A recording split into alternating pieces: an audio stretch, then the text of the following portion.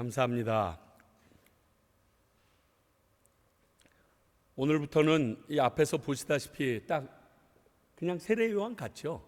가지고 입은 옷이 딱 요렇게하고 살았을 것 같아요. 그래서 오늘부터는 신약에 있는 인물들을 살펴봅니다. 근데 신약의 인물들 제일 처음을 살피려니까 결국 세례 요한부터 시작될 수밖에 없더라고요. 구약의 마지막 선지자이기도 하지만 신약을 여는 놀라운 그러한 일을 감당했던 세례 요한입니다. 근데 세례 요한의 내용이 만만치가 않습니다. 그래서 이번 주와 다음 주로 둘로 나누어서 오늘은 세례 요한의 객관적인 부분들과 그의 성품적인 면을 살펴보고요. 다음 주일은 세례 요한이 했던 그 메시지와 그 메시지를 통하여 또 그의 삶이 어떻겠는가 이렇게 좀 나눠서 두 번에 걸쳐서 살펴보도록 하려고 합니다.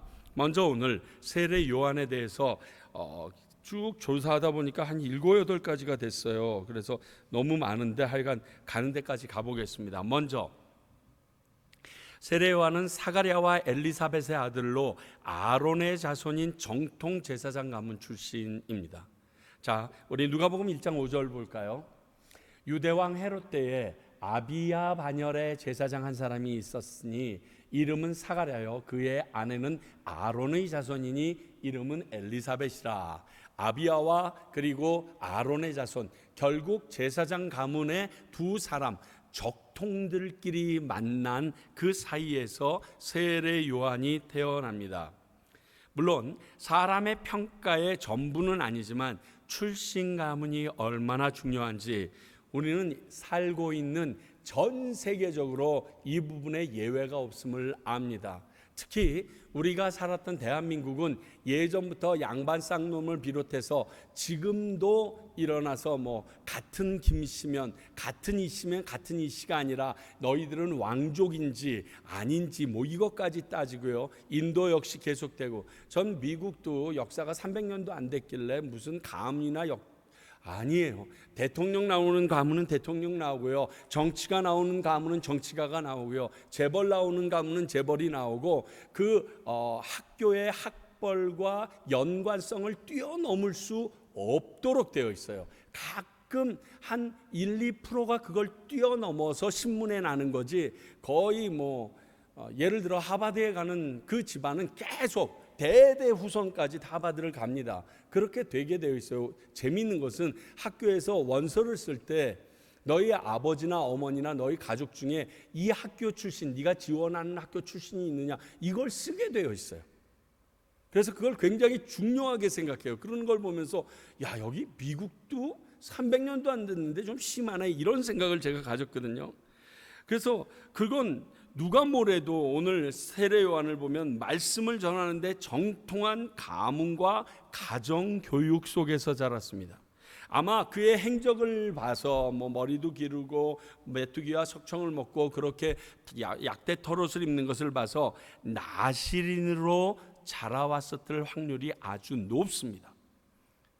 그는 아버지의 장례식조차 못 가는 엄격한 삶을 살았습니다. 왜? 나시린은 죽은 사람을 대면할 수가 없거든요. 그 근처에도 가면 안 되거든요. 그러니까 자기 아버지가 죽었는데도 가지 못합니다. 그의 삶은 다음 주에 좀 더 자세하게 하기를 원하고요. 가문이나 그의 출생에 대해서 중요하게 여기는 이유가 여기에 있습니다. 몸에 배어있는 그 사람의 습관 때문에 그렇습니다. 단순히 차별하려는 의도로 가문이나 출신을 따지는 게 왜곡된 상황입니다. 그건 잘못된 겁니다. 그런 건 진짜 꼴 보기 싫습니다. 그런데 그러한 풍토에서 자라난 습관 때문에 이런 말을 하는 것은 일리가 있습니다. 어떠한 환경 가운데 쭉 자랐으며 어떠한 습관으로 함께 자라게 되었는지가 그 사람의 인격 형성이나 그 사람의 나아갈 길에 대하여 어느 정도 그림이 있기 때문에 우리 특히 옛날 어르신들은 이거 굉장히 따집니다. 시집장가 아무랑도 안 보내고요. 그런데 그러한 부분은 다른 의도가 아니라 젖떡이 뼈대 있는 이런 게 아니라요.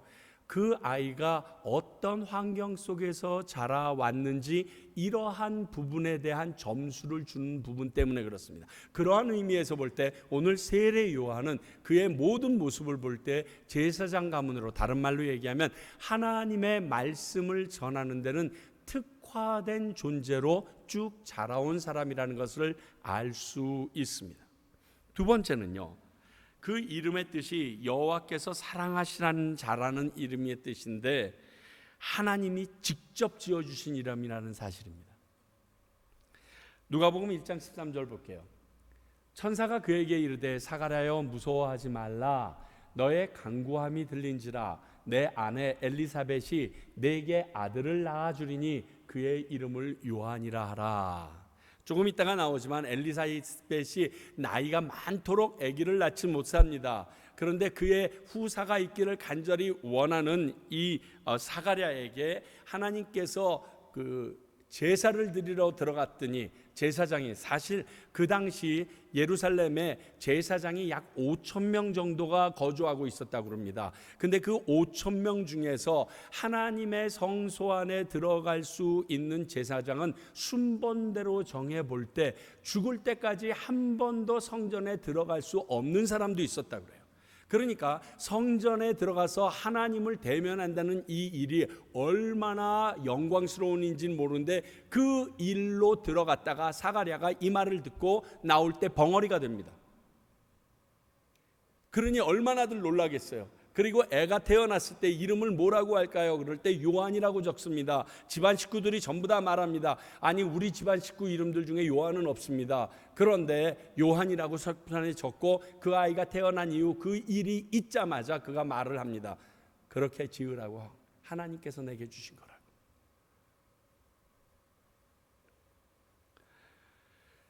혹시 여러분들 중에서 아버님이나 할아버님에게 이름을 지어 받으신 분들은 계실 겁니다. 근데 하나님이 직접 이름 지어 주신 분 계세요?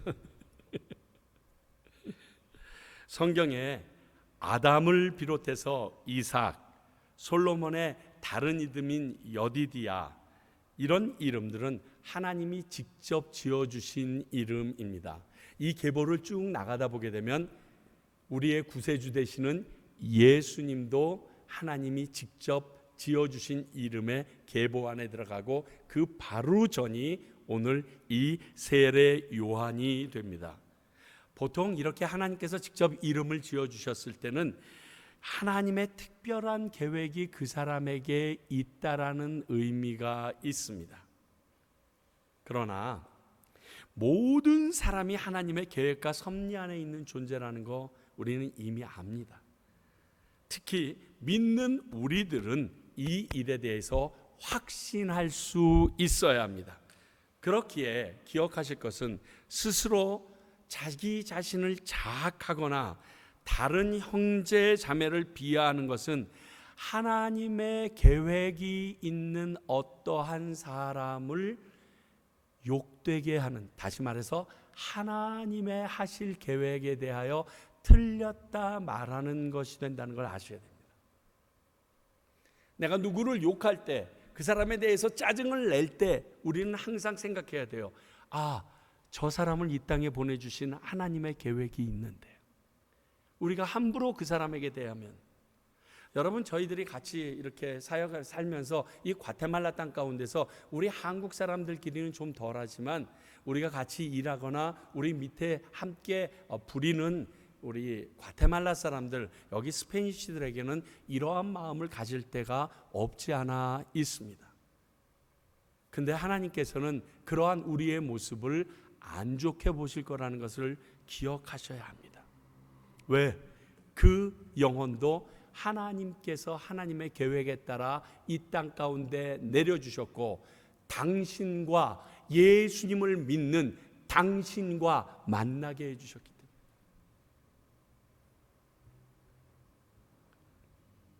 여기에서 한 단계 더 나가면요, 나이가 많아 수태하지 못하는 엘리사벳에게 하나님이 주신 아들입니다. 자, 누가복음 1장 18절 볼까요? 사가랴가 천사에게 이르되 내가 이것을 어떻게 알리오? 내가 늙고 나이 아내도 나이가 많으니이다. 요 말했다가 벙어리 되는 거예요. 요 말했다가 괜히 의심했다가 저 나이도 많고요. 우리 아내도 나이가 많고요. 우리 정수가 다 끝났어요. 이삭을 낳을 때 우리 사라가 했던 말 그대로 합니다. 아니 그래도 맨날 읽었잖아. 모세의 오경 다 외웠잖아. 아브라함 얘기 알잖아. 그런데 왜 이런 얘기를 했을지는 뭐 성경을 모르거나 안 외우고 있는 사람이라면 뭐 이런 얘기 할 수 있는데, 아니 하나님이 그것도 성전 안에서 얘기해 주면 스가랴는 순간 뭐 어떻게 해야 맞을까요? 할렐루야 땡 잡았다 뭐 이래야 될 거 아니에요? 드디어 내 나이에 그러면 내가 진짜 이삭처럼 여기고 사라나 아브라함처럼 춤추면서 해 뭐 이렇게 얘기해야 되잖아요. 아니 내가 이걸 어떻게 믿어요? 내가 늙었거든요. 내가 늙은 것도 그렇지만 우리 아내는 아주 늙었어요. 이제 더 이상 애 못 가져요. 공장 닫았어요. 지금 이렇게 소리친 거거든요. 근데 하나님은 그래? 네 입이나 닫아라. 그래서 애기 나올 때까지 입을 닫아버리셨다니까. 이름만 주시고요, 생명을 안 주시는 분이 아니에요. 이삭처럼 야곱과 에서도 마찬가지예요. 리브가가 아기 못 낳아가지고 그 난리할 때 야곱과 에서도 하나님께서 허락하셨거든요. 다음에 우리가 나눌 사무엘도 마찬가지고요. 야곱의 태를 열어 허락하신 사람입니다. 조금 차이가 있지만 이 또한 예수님처럼요. 예수님은 성령으로 열어주셨거든요. 그런데 이 생각을 넓혀보면 조금 전에 제가 여러분들에게 말씀드린 것처럼 모든 사람이 하나님의 허락으로 이 땅에 생명을 가지고 태어난 존재입니다. 하나님이 허락하시지 않으면 이 땅에 태어날 수 있는 사람 없습니다. 좌우에 계신 분들 좀 보시죠. 좀 보세요. 절 보지 마시고요. 절 그만 봤으면 뚫어지. 여러분 존귀한 분들이에요. 보면서 이러지 마세요. 입이 뚫어져요. 그러니 그 누구 하나 구원받지 못함을 허락하실 하나님이 아니잖아요. 디모데에게 그렇게 말씀하신 거예요. 그래서 내가 모든 영혼이 구원받는 것을 내 소원이다.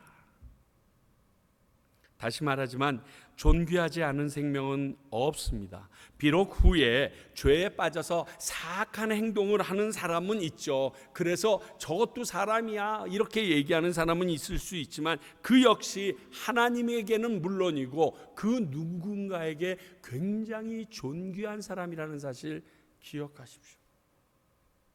그렇잖아요.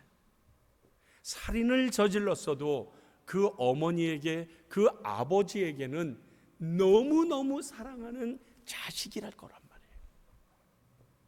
그러므로 저희들이 우리 주변에 있는 사람들을 대할 때 생각을 바꾸시는 것이 하나님을 존중하는 자세의 가장 첫 걸음이라는 것을 기억하셔야 합니다. 이 세례 요한은요, 뱃속에 있을 때부터 예수님의 탄생을 도운 사람으로 기록됩니다. 지금 계속 누가복음 그 다음 거 볼까요?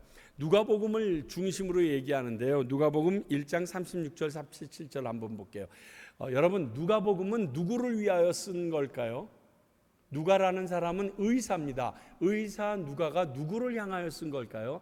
헬라인, 이방인들을 향하여 쓴 겁니다. 특히 마가복음은 이방인이지만 로마에 있는 사람들을 위하여 썼지만 그래서 로마에 있는 사람을 위하여 썼기 때문에 종으로서의 모습을 많이 강조했습니다. 근데 이 누가는 진짜 사람이다. 우리와 똑같은 사람이다. 왜? 헬레니즘 문화가 그쪽으로 다가가 있거든요. 그래서 헬라 사람들, 이방인들을 향하여 쓴 거기 때문에 이 모든 내용을 굉장히 디테일하게 적고 있어요. 의사답게. 그래서 이 누가복음에 이어서 바로 사도행전을 읽으시면 여러분들이 글을 읽는데 굉장히 편하십니다. 왜? 다 이방인들을 위하여 쭉 적었던 같은 맥락에서 의사인 누가의 필체로 써있기 때문에 그렇습니다. 자, 누가복음 1장 36절 37절을 보면요. 보라, 내 친족 엘리사벳도 늙어서 아들을 배웠느니라. 본래 임신하지 못한다고 알려진 이가 이미 6달이 되었나니 대저 하나님의 모든 말씀은 능하지 못하심이 없느니라. 이 말씀이 어디서 나왔냐면요, 지금 마리아가 갑자기 성령님의 천사가 나와서 너 지금 잉태했는데 그거 성령으로 잉태한 거다. 그랬더니 난 남자를 모르는데 어떻게 이런 일이 있겠습니까? 막 이렇게 얘기를 합니다. 그랬을 때 그가 그에게 지금 말해주는 거예요. 천사가 너 내 말 못 믿니? 너 가봐. 내 친족 엘리사벳이 있잖아. 그러니까 세례 요한과 예수님은 혈족으로 보게 되면 친족이에요. 사촌간이에요. 그래서 가서 보라고. 애기 못 갖는다고 그랬는데 갔잖아. 대저 하나님의 모든 말씀은 능하심이 없느니라.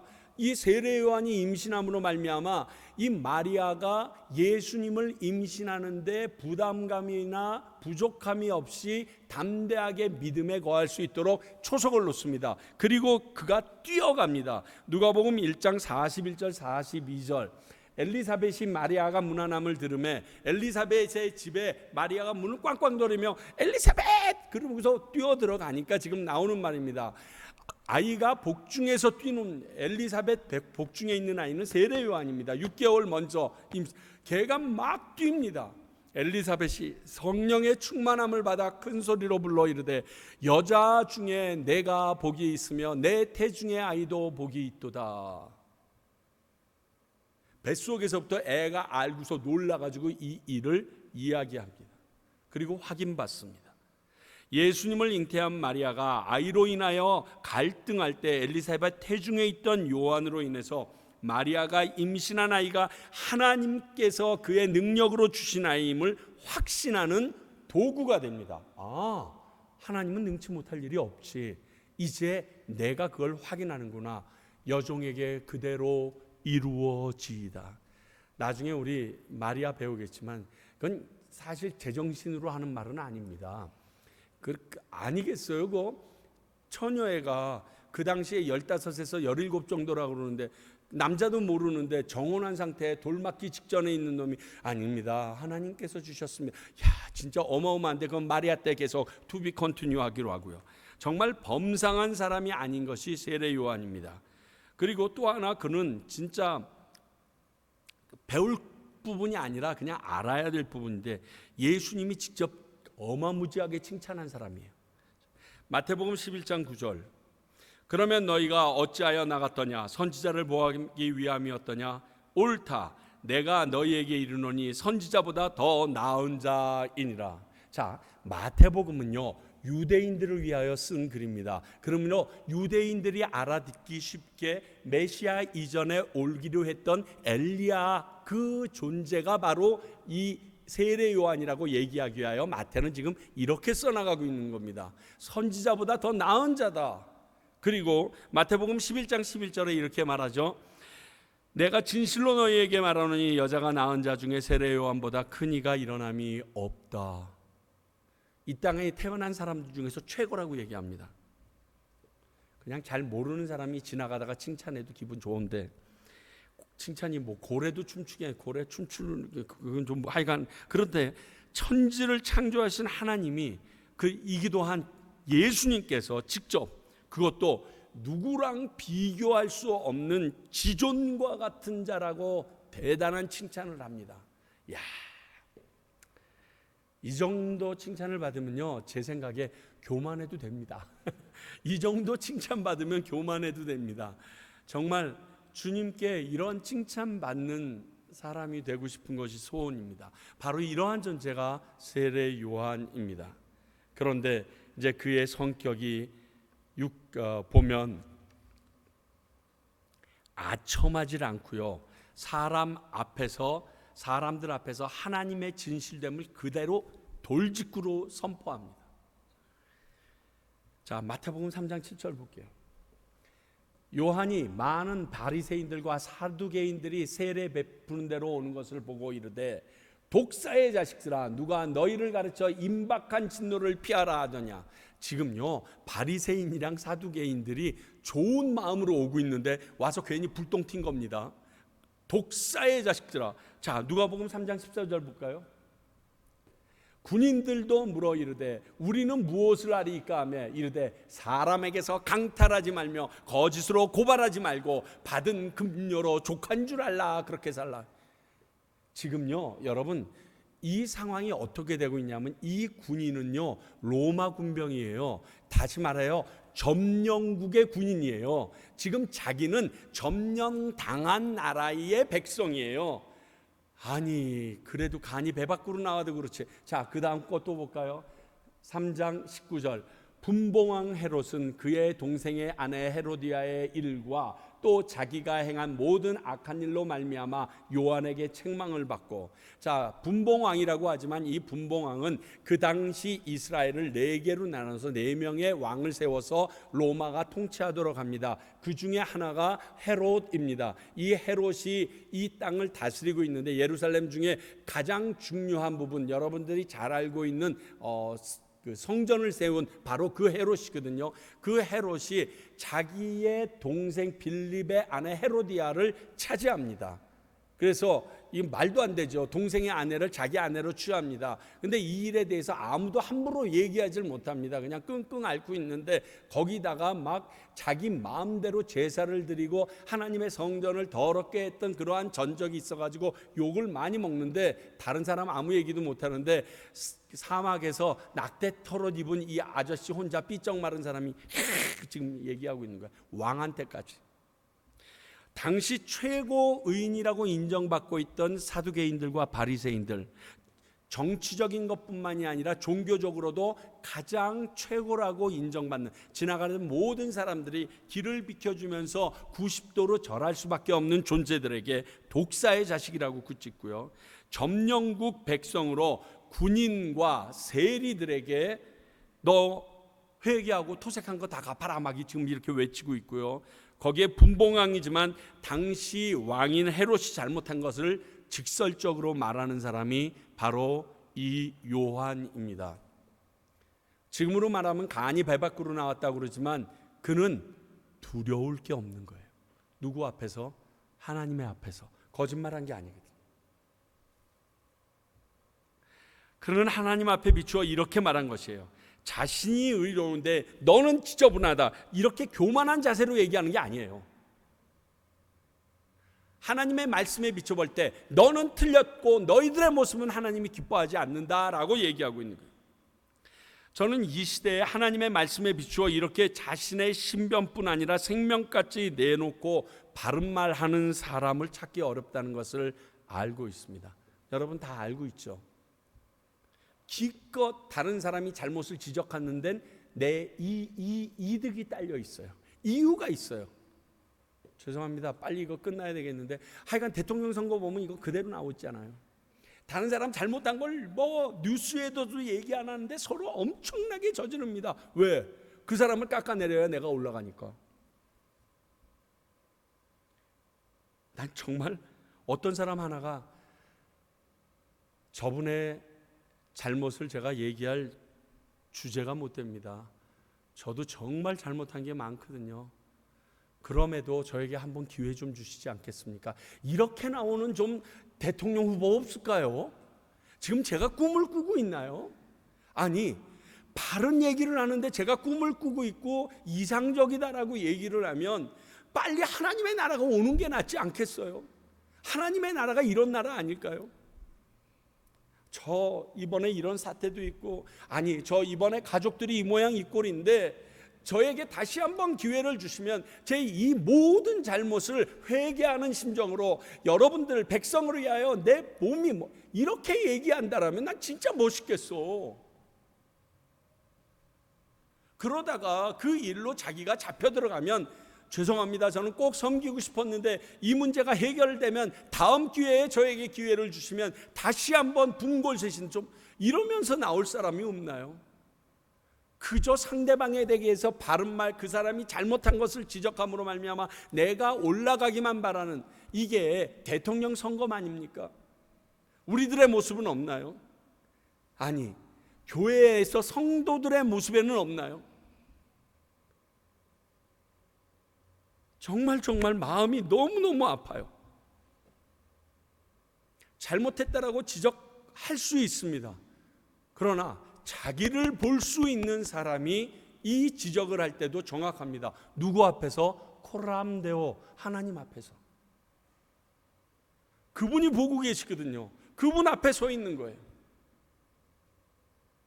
내가 죄를 지었는데 안 걸렸어요. 안 걸린 사람은 왜 이렇게 잘난 척하죠? 그러다가 걸리면 그냥 순식간에 사라져버려, 없어져버려.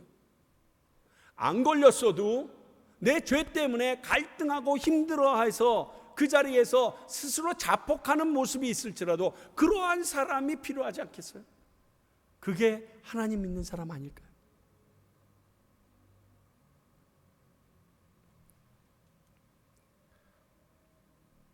요한이 이렇게 말했다고 그들이 요한의 말을 틀렸다고도 하지 못할 정도의 사람이라였던 것이 굉장히 중요합니다. 그분은 비난만 하는 사람이 아니었어요.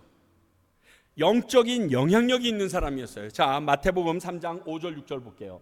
이때 예루살렘과 온 유대와 요단강 사방에서 다 그에게 나와 자기들의 죄를 자복하고 요단강에서 그에게 세례를 받더니, 여기서 그가 예수님 같죠. 내용이 전부 다 세례 요한이에요. 세례 요한. 여기서 그는 세례 요한에게 예루살렘과 온 유대와 요단강 근처 사방에 사는 그저 사마리아인들, 이러한 사람들까지도 다 나와서, 지금 이방인들까지도 다 나와서 지금 자기 죄를 자복하고 그에게 세례를 받기를 원합니다. 당시 많은 백성은 물론이요, 로마 군인과 세리, 심지어 바리새인 사두개인들조차 그의 말씀을 듣고 세례를 받으러 광야에 나왔습니다. 회개하기 위하여 광야에 나왔습니다. 역사적인 기록을 보면요, 세례 요한이 죽고 난 다음에 세례 요한 공동체가 쿰난 동굴에서 살아서 지금 쿰난 사본 나온 것이 그들이 지금까지 보유하고 있었던 성서일 가능성이 높다라는 얘기가 나왔고요. 이 이후에도 세례 요한이 죽고 난 다음에도 그 요한 공동체가 계속되었고, 그 요한 공동체 안에 우리가 잘 알고 있는 사람 한 사람을 지적하라 그러면 안드레가 그 안에 속했다고 이야기합니다.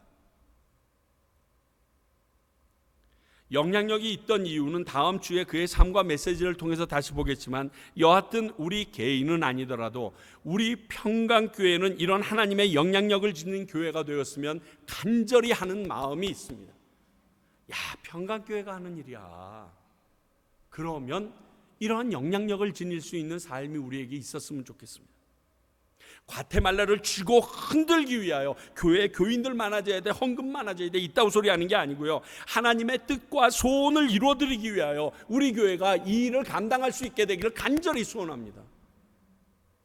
여러분, 그거는요, 많은 사람이 떼거지로 촛불 들고 들어갔다고 되는 거 아니에요.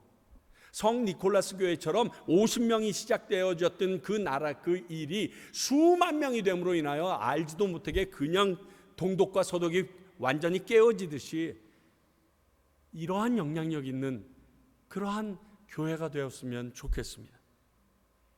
자, 그런 세례 요한이 끝까지 자기의 자리를 지킬 수 있었던 비결은 무엇인가? 그의 성품 또 하나를 보면요, 어떤 모양의 섬김도 가볍게 여기지 않는 자세가 있었다는 겁니다. 어떤 말을 통해서 이것을 알 수 있는가? 누가복음 3장 16절 볼까요? 요한이 모든 사람에게 대답하여 이르되 나는 물로 너희에게 세례를 베풀거니와 나보다 능력이 많으신 이가 오시나니 나는 그의 신발끈을 풀기도 감당하지 못하겠노라. 그는 성령과 불로 너희에게 세례를 베푸실 것이요. 한마디로 얘기하면요, 정말 그가 하는 일이, 하나님께 맡은 일이 뒤에 오실 메시아의 신발끈 매는 일 정도밖에 안 될지라도 나는 그 일을 감당하겠다는 거예요. 사랑하는 성도 여러분, 신발끈 매는 건 누구나 할 수 있잖아요. 교회에서 문 좀 지키세요, 저 떨어진 쓰레기 좀 주세요. 날 뭐로 알고 그래? 그래도 나는 그게 아니라는 거예요. 하찮은 일일 수 있습니다. 그런데 세례 요한은 고백합니다. 이렇게 하찮은 일일 수밖에 없는 일일지 몰라도 저는 감당하겠습니다. 제가 굉장히 좋아하는 영화 중에, 한국 영화 중에 페이스메이커라는 영화가 있습니다. 예수님 잘 믿는 우리 김명민 씨가 주인공 하는 건데, 혹시 보신 적이 있어요? 오늘 꼭 집에 가서 이상한 비디오 보지 마시고요, 그런 영화 하나 좀 꼭 보세요. 이게 마라톤의 같이 뛰어주는 사람을 페이스메이커라고 합니다. 그러니까 42.195를 뛰어야 되는데 이 마라톤 선수가 자기의 시계로만은 측정할 수 없고 그를 견제하기 위하여 옆에서 뛰어드는 사람을 막아줄 수가 없기 때문에 한 사람의 마라토너가 뛸 때 많게는 3명, 적게는 한 사람의 마라토너가 같이 옆에를 뛰어줍니다. 42.195를 다 달리는 것이 아니라 최소한 반환점 넘어 심하게는 3분의 2까지 뛰어주면서 그 달리는 진짜 주인공이 되어야 될 마라토너의 그 템포, 시간을 조정해주고 그 사람을 견제하려는 사람을 자신의 몸으로 같이 막아주면서 그 사람이 우승할 수 있도록 띄워주는 사람인 거예요. 그러니까 마라톤 시합에 한국 사람이 5명이 출전했습니다. 그러면 그 5명 중에 그 3사람 정도는 최소한 2사람을 위하여 백업하는 이런 페이스메이커로 저도 그때 영화 보면서 처음 알았어요. 그러니까 이 사람은 자기가 메이크업 했던 그 사람이 우승해도 내게 돌아오는 건 하나도 없어요. 다시 말하면 허무해요. 내가 도와주지 않았으면 그 시간을 체크업해 주지 않았으면 이 사람은 이길 수 없었는데 그 사람의 존재는 신문지상에 나오는 경우가 없습니다. 너무 허무한 일인 것 같아요. 그런데 세례 요한이 메시아의 길을 예비하는 페이스메이커로 뜁니다. 예수님이 땅 등단하니까 자기는 빠져서 목 잘려 죽습니다. 그리고 끝까지 이게 맞나라고 생각할 정도로 자기가 믿었던 그분에 대하여 신뢰하지도 못할 그러한 모습을 보이는데도 그 일을 감당해야 됩니다. 이거는 충성 외에는 해결할 수 없습니다. 근데 이 페이스메이커가 다른 말로 얘기하면 의학용어입니다. 뭐냐면 심장 박동기입니다. 그러니까 심장이 제대로 뛰지 못하는 사람들에게 이 전기 충격기와 같은 이 심장 박동기 페이스메이커를 붙여서 심장이 움직여서 우리 피가 원활하게 심장에서 돌아갈 수 있게 해주는 그 이름이 페이스메이커입니다. 이 심장 박동기 페이스메이커가 제대로 움직이지 않으면 그 사람은 그 시로 죽어버립니다. 페이스메이커가 정말 아무것도 아닌 것 같고 심장 자체도 아니고 마라토너의 주인공도 아닌 것 같은데 없으면 그 사람이 살 수 없는 존재가 이 페이스메이커가 가지고 있는 일입니다. 사랑하는 성도 여러분, 하나님의 일은 어느 것 하나 하찮은 것이 없습니다. 하나님과 관계된 하나님이 주신 소명인데 뭐가 하찮겠어요? 그렇지 않아요? 내가 그래도 가오가 있지. 뭐 가오는 무슨 가오. 살아있는 건 감사하지. 하나님이 내게 맡겨주신 일은요, 야 목사는 멋있겠다. 야 우리 반주자들 이거 진짜 멋있겠다. 진짜 이런. 나는 맨날 와가지고 주보나 하나 주라고 그러고 떨어진 휴지나 주지라고 그러고 식당에서 밥이나 하라고. 여러분 그 진짜 중요한 거예요. 모든 사람이 다 목사해봐요. 저 밑에 누가 앉아있겠나. 전부 다 반주자가 돼봐요. 오늘 오신 14분이 전부 다 피아노 놓고 반주하면 그거 뭐하겠수. 정말 각자에게 꼭 필요한 일들이 있어서 그 공동체가 지체로서 유기체처럼 돌아갈 수 있는 것처럼 하나님이 맡겨주신 일은 작은 일이고 큰 일이 없어요. 제가 옛날에 뭘 분해하는 걸 좋아했는데 분해할 때 제일 골치 아픈 게 뭐냐면요, 손목시계예요. 옛날엔 전자가 아니었거든요. 손목시계가 태엽이었어요. 이 태엽 손목시계는요, 정말 돋보기에 돋보기를 써도 보일까 말까 하는 정말 조그만 톱니까지 있어요. 근데 그거 하나가 빠지면요, 그 시계는 망가졌다고 버립니다. 아무리 좋다고 끄집고 앉아있는 사람 보지를 못했어요. 몰라요. 주신 사람에 대한 성의나 그 관계 때문에 가지고 있는 사람은 있을 수 있지만 시계로서의 모든 가치는 없어져 버렸어요. 진짜 보이지도 않아요. 이게 뭐가 필요할까? 제가 결혼 선물로 받았던 시계의 이쪽이 태엽 넣는 게 맨날 이게 빠지고 그렇게 하고 그렇게 됐어요.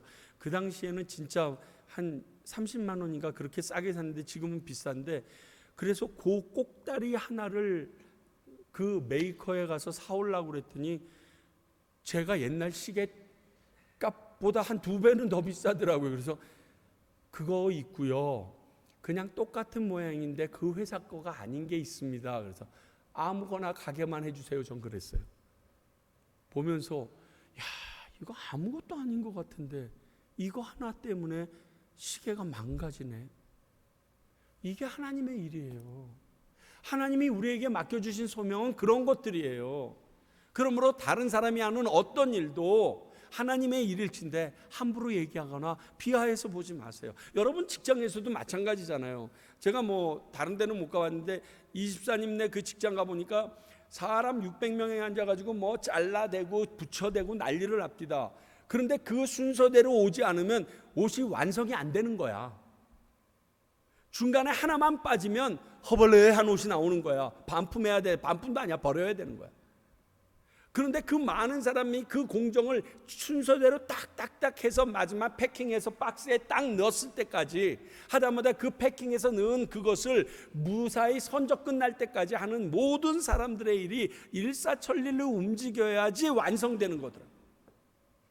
그 돌아가던 실 하나가 끊어져도 빨간불이 들어와서 멈추고 있더라고요. 그 수천 개, 몰라 몇천 개나 되는지 그 실 중에 하나 끊어졌는데 그거 뭐 모르겠더만 그런데 멈춰 서 있더라고요.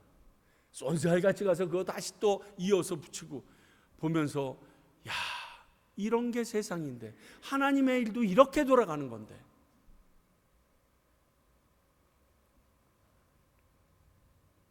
일 자체에 대해서 하나님의 평가는요, 마태복음 25장 21절 23절 26절을 보게 되면 이렇게 합니다. 나의 자세 측면에서는 적은 일에 충성한 종은 착하고 충성된 종이고요, 안 그러면 악하고 게으른 종이라고 주님은 말씀하십니다. 일 대상에 대해서는요, 일의 대상에 대한 자세에 대해서는요, 지극히 적은 자에게 한 일이 하나님께 예수 그리스도에게 한 일이라고 평가하는 게 마태복음 25장의 일입니다. 문제는 세상 관념에 물들어 있는 교회, 성도들이 문제입니다. 여전히 세상적인 방법과 그 눈높이로 교회 안에서도 그 일들을 이야기하고 논의하고 그 사람이 놓고 나는 일을 평가를 해버린다는 거예요. 요한복음 3장 30절, 그는 흥해야 하겠고 나는 쇠하여야 하리라. 난 솔직히 열받아서 못할 것 같아. 이 말, 내가 지금까지 해온 게 있는데 그는 흥하여야 했고 나는 바로 밑에 붙어야 하리라, 뭐 이렇게 얘기해도 그냥 별 잘못 아니잖아요. 이게 세례 요한의 성품이에요. 나는 거기까지만이야. 그래서 난 그 일까지만 하면 돼. 지금 이 얘기예요. 더 이상 나 빈보면 그건 내 뜻이 아니야. 조금 이따가 다시 이 부분 얘기할게요. 예수님을 높이고 자신을 낮추는, 아직 예수님과 비교되기조차 바라지 않는 세례 요한의 모습, 이런 게 목사가 돼야 되고요, 이런 분들이 성도님들이 돼야 되고요, 이런 교회가 하나님의 진짜 교회가 돼야 돼요. 아, 저 교회랑 뭐 우리 교회는, 그러니까 그 교회가 있는 거고요, 그러니까 이 교회가 있는 거예요. 그러니까 그 성도님이 있고, 그러니까 우리 같은 성도님이 있는 거고요, 그런 목사님이 계시니까 나 같은 목사가 있는 거예요. 예전에 온누리교회에서 한참 경배와 찬양과 이렇게 맞물리면서 찬양 사역이 너무 잘 된다라고 사방에서 너무 많은 사람들이 진짜 구경하러 왔어요. 예배 드리러 온 게 아니라 예배를 구경하러 왔어요. 그러니까 제가 좀 당황스러워졌어요. 그래서 한 번은 진짜 그 당시 들어왔던 교인들의 80% 이상의 앙케이트를 받았어요. 나이, 연령대, 교회 다닌 뭐 이렇게 해서 아주 자세하게 쭉 낮춰봤더니 일부 예배, 아침 7시 예배에 오시는 분들은 연로하신 분들이다. 자녀들이 다 이미 다 출가하신 분들, 내지는 급하게 아침 일찍부터 일을 나가야 되는, 주일날 일하지 않으면 안 되는 그런 조합들이 있고요. 2부 예배와 3부 예배를 보니까 2부 예배는 조금 젊은 사람들이 와서 예배를 드려요. 왜냐하면 1부 예배나 2부 예배를 드려야 이제 본인들이 가서 교사를 할 수 있고 다른 봉사를 할 수 있으니까 그 일들을 하고요. 3부 예배는 정말 자기들이 이제 온누리교회의 핵심 노른자라고 생각하는 그러한 한 3, 40대 된 이렇게 자부심 강하신 분들이 딱 앉아 있고요. 4부 예배 되니까 젊은 아이들, 청년들이 거의 다 뭐 한 2, 3천 명이 모이는데 전부 다 한 30대 미만 되는 애들이 꽉 모여 있더라고요. 그러니까 찬양 인도를 한 사람이 하면 안 되겠는 거예요. 그렇잖아요. 그래가지고 일부 예배 찬양 인도하실 목사님을 선택했어요. 성악을 하셨어요. 근데 그분은 모든 찬양을 하면 굉장히 구수하게 트로트식으로 모든 찬양이 연결이 돼요. 그래서 그분을 앉혔어요. 2부 예배는 조금 좀 젊은 사람이어야 되겠는데 액티비티가 좀 역동력이 있는 사람을 좀 지금 호주에서 일하는 3부 예배는 그저 하목사님도 맞추고 다 맞춰야 되니까 그냥 내가 하자. 4부 예배 때는 너무 젊은 애들이 나니까 뉴 웨이브 쪽에 있는 애들 막 지금 막 30 안 된 애들 걔를 찬양시켜서 막 찬양 중에 3분의 1이 다 영어야. 막 정신을 못 차리겠어. 그렇게 다 세우고 났는데 특화돼서 기가 막히게 돌아가더라고요.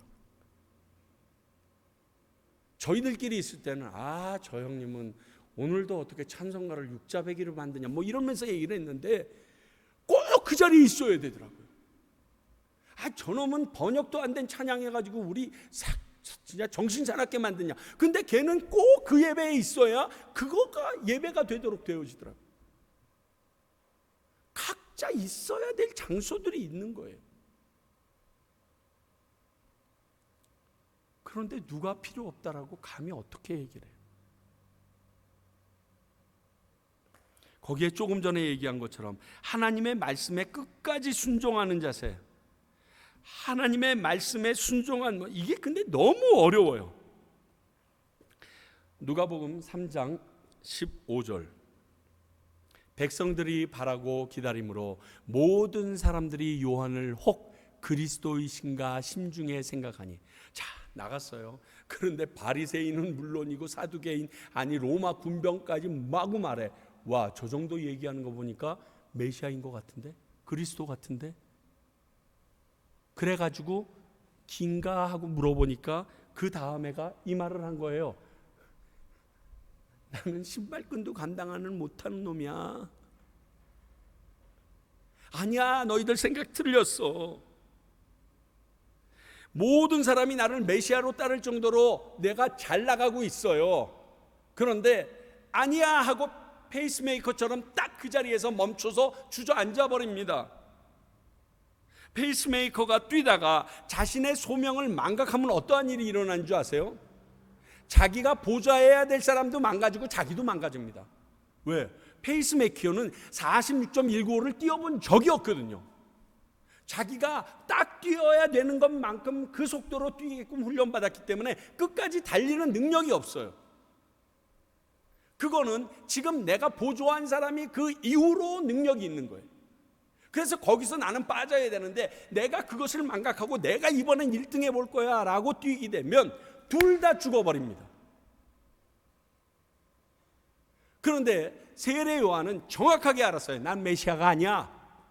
난 여기서 나는 쇠하여야 될 사람이야. 이제부터 치고 나가야 되실 분은 예수 그리스도야. 난 여기까지만 하면 돼. 세례 요한의 말씀을 오늘 왜 주셨나?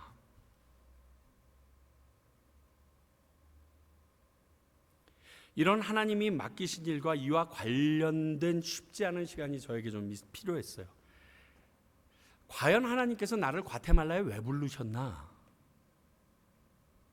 여러 차례 확인시켜 주셔서 여러분들과 다 나눴습니다.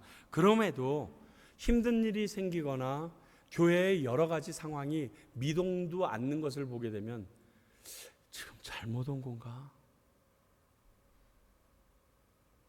내가 어디까지 갈 수 있는 거지?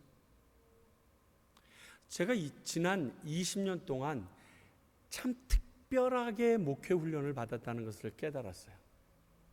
제가 가는 도시가 10년, 10년씩 있었는데 둘 다 한인이 4,000명 정도씩밖에 되지 않는 그곳에 있는 한인들을 위한 이민교회 훈련을 받았어요. 그런데 재미있는 것은 그 간 곳마다 했던 사역은 똑같았어요. 교회를 부흥시키려고 했던 적은 없고요. 교회가 부흥되길 바라는 마음은 있었지만 제일 중요한 건 우리 목회자들끼리 친해야겠다. 그래서 교회가 하나 되어야겠다. 근데 하나님께서 그 일을 선히 이루어 주셔서 가는 곳마다 교회가 하나 되고 목회자들이 하나 되고 나니까 그 4천여 명 되는 한인들이 교회를 쉽게 보지 못하고 그 교회가 하는 일에 대하여 한인들뿐만이 아니라 그 지역에 있는 미국 사람들조차 존중하는 그러한 교회 커뮤니티가, 한인 교회 커뮤니티가 이루어져서 한 군데서 10년씩 두 군데서 동일하게 다 일을 감당할 수 있게 해주시고, 그리고 과테말라 땅에 보내셨어요. 그러면 제가 여기 와서 할 일이 뭘까요? 4,000명 남짓 되는 이곳에서 제가 할 일은 배운 도둑질이에요. 내 훈련시킨 그 일이에요. 여기에 있는 목사님들과 함께 하나 되어서 이 교회를 연합하여서 지금까지 한인교회에 대하여 한인들이 가지고 있던 생각을 바꾸고 그 한인교회를 존중하며 존중히 여길 수 있는 마음이, 그리고 이 과테말라 사람들도 이 한인교인들에 대하여 존중히 여길 수 있는 마음이 이루어질 수 있는 그 초석을 놓는 일이 제가 하는 일이에요. 거기에서 내가 대장이 돼가지고 뭐가지 빳빳하게 서서 우리 교회 교인이 이 동네에 있는 모든 교회보다 크고, 이게 제가 할 일이 아니에요. 그런데 하나님께서 네가 할 일 그거 아니니까 여기서 멈춰 그랬을 때 내가 멈출 수 있을까 생각해 봤어요. 지금 그게 안 되니까 미쳐 팔짝 뛰거든요. 그런데 목사님들 함께 모여서 그분들과 같이 말씀 나누고 이야기를 나누고 그들의 생활을 나누고 사역을 나누는 일은 벌써 시작됐거든요. 근데 제가 욕심을 부리고 있는 거예요. 교인이 적다고 할 수 있는 메인 파워들이 없다고 그 일 못하는 게 아니더라고요. 내가 너에게 맡겨준 일이 뭐니? 지금 넌 그것만 하면 돼. 거기서 더 나가면 네가 예수 되려고 그래? 넌 세례 요한이야. 어떻게 보면 마지막에 모든 사람들이 참 안타깝다라고 마지막을 끝낼 수도 있어. 그래도 내가 인정해 주는데, 내가 너에게 맡긴 소명이 그건데. 참 설교 준비하면서 복장 터졌습니다. 그런데 그 일로라도 사용해 주신다면 저는 소원이 없습니다. 딱 거기까지만 뛰겠습니다. 그리고 그곳까지만 내가 달릴 수 있도록 되길 원합니다. 제가 이렇게 하듯이요, 우리 교회도 우리 성도님들도 이런 마음의 순종이 좀 일어났으면 좋겠습니다. 뿐만이 아니라 여러분들 예수님을 막 뜨겁게 믿을 때 그 첫사랑이 좀 회복되었으면 좋겠습니다. 제 기도 제목은 이겁니다. 현재 상황에 불평 없이 섬기는 나의 이 모습이 계속되길 위해서 기도해 주십시오. 매일 하나님의 일로 흥분하는 그런 놈이 되길 원합니다. 말씀을 가지고 막 여러분들에게 전할 때 막 입에서 침 튀기면서 이래야 됩니다라고 얘기하는 이러한 열정이요, 식지 않는 제가 되었으면 좋겠습니다. 그거 식으면 저 위에 올라가야죠. 아니면 저 밑에 묻혀 있든지. 하나님이 주신 소명이 확인되면요, 정말 자유해져요. 거기까지만 가면 되거든요. 거기 이상을 거스리니까 그때부터 생기는 많은 일을 내가 받아서 해야 되니까 복잡한 거예요. 거기까지는 하나님이 나와 함께 가주시거든요. 내게 주신 그 소명의 자리까지는 그분이 나와 함께 가주시거든요. 그러니까 자유예요. 그냥 거기까지 딱 갔으면 하나님이 유찬아 그러면 예 그러고 끽 쓰면 돼요. 그리고 죄송합니다, 2030년 됐네요, 안녕히 계세요 그러고 가면 되는 거예요.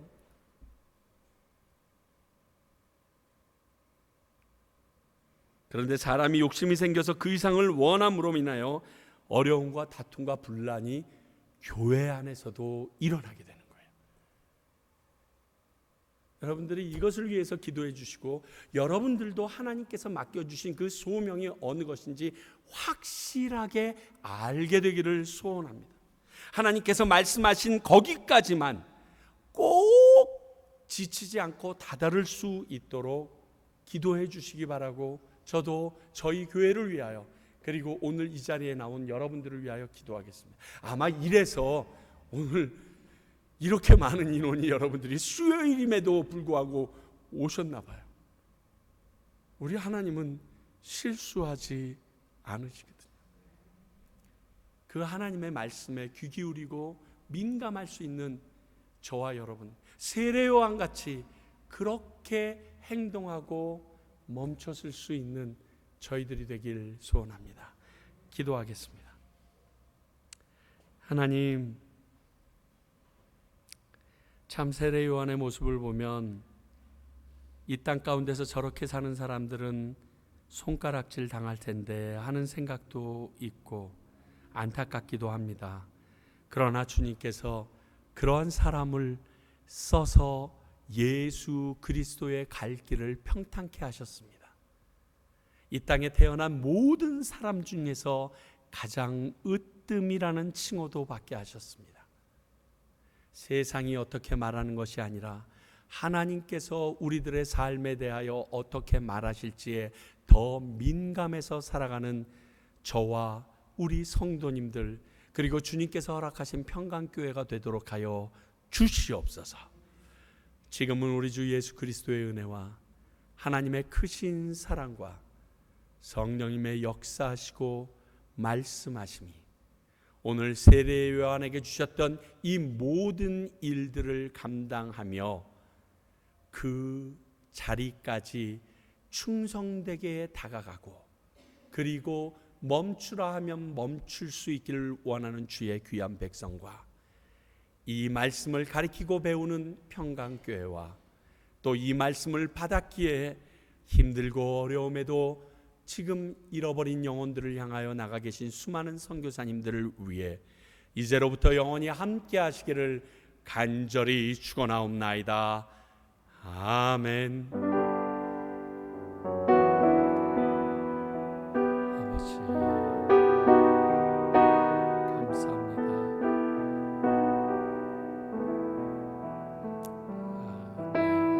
주시옵기를 간절히 원하옵소서. 주시옵소서.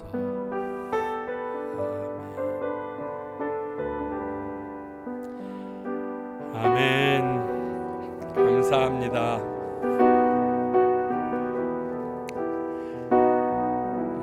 저 위에서 계속 기도해 주시기 바랍니다. 계속 지금 공사가 진행 중에 있습니다. 이 위에 물이 새고 있는 그 2층의 화장실 누수 현장을 찾았어요. 그래서 지금 전부 다 복구하고 있고요. 위에서 넘어오는 물들을 위해서는 저희들이 물바지를 대는 작업이 있고, 조금 지금 간판이나 이런 부분들을 제가 보기에 다음 주 수요일까지는 아마 낑낑거리고 가야지 끝날 것 같습니다. 아무 사고 없도록, 보셨지만 참 위험합니다. 기도해 주시고요. 내일 모레 금요기도회 있습니다. 금요기도회는 우리가 섬기고 있는 선교주와 선교사님들을 위하여 기도하게 되어 있습니다. 여러분들 함께 나와서 같이 기도하고 참여해 주시기 바랍니다. 토요일날 운영위원회 모임이 있습니다. 3월부터 굉장히 행사가 많아집니다. 3월, 4월, 5월 계속 지금 행사가 연이어서 있는데요. 여러분들 그 운영위원회 꼭 나오셔서 이런 모든 부분들 정리해 주셔야 합니다. 승리하시고요. 안녕히 돌아가십시오.